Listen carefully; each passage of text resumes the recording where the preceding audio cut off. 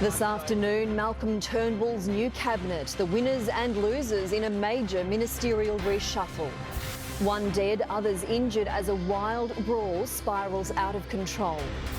The disturbing new allegations against convicted pedophile Rolf Harris. Labor's proposal to scrap negative gearing, what it means for working families. And the first music clip filmed in zero gravity. How did they do it? This is 7 News with Angie Asimus. Good afternoon. Prime Minister Malcolm Turnbull has announced a major frontbench reshuffle after losing his 5th minister since Christmas. Mr Turnbull's changes strengthen the Nationals and increase the number of women in key roles. Political correspondent Tim Lester is live in Canberra. Tim, how unusual is it for a Prime Minister to have to shake up his ministry so soon after coming to the top job? Well, Angie, not 5 months into the Turnbull government and 5 ministers already gone. That is not a good look. So Tim Lester in Canberra, thank you. A man has been killed in a wild brawl in Sydney's west involving knives and metal poles. Neighbours say they woke to the chilling sound of screams. Jessica Dietrich is at Bonnyrigg. Angie, from what we understand, this is a domestic dispute which escalated into a neighbourhood brawl. Residents woke late last night to the sounds of shrills. OK, thanks, Jess. A tourist has been stabbed in the middle of Melbourne's CBD. It happened outside the State Library early this morning. Police say a man from Newcastle in New South Wales was asleep on a bench when he was woken by a man with a knife trying to rob him.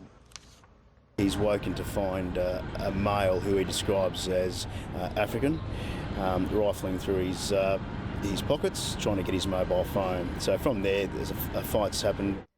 The victim has undergone surgery for head wounds. His attacker hasn't been caught. Hugh Whitfeld reporting. Opposition leader Bill Shorten has vowed to crack down on negative gearing in a $32 billion savings plan should he win this year's election.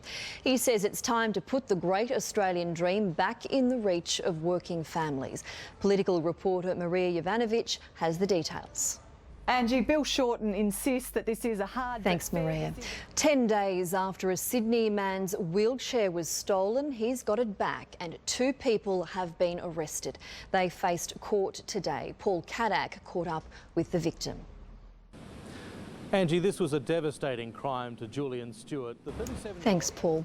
Friends of a 13-year-old girl who drowned trying to rescue her brother at a Victorian beach say paramedics took too long to arrive. Next, a touching memorial and where was the ambulance?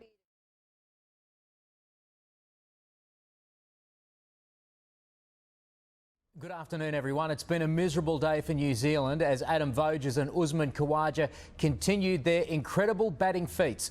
Australia lead the first test by 280 runs after day 2 in Wellington, with Voges unbeaten on Angie. And there's NRL trials and also the Charity Shield on. We'll have those highlights at 6. Brilliant. We'll see you then. Thanks. Thank you very much, Ryan.